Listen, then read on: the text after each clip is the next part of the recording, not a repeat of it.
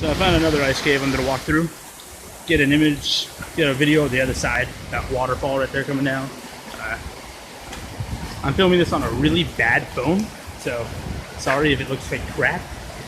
I don't know, like I said, it's really thinning out, so it's kind of scary to be in here. Some guy was just telling me how the one I was in earlier, the one with the rock fell, his dog got hit by some chunk of ice. His dog is actually like limping.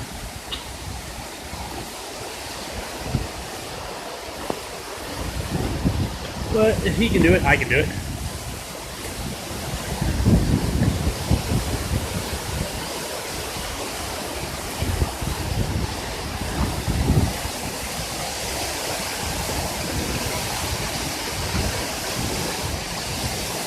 It's so wet in here. It's like dripping everywhere.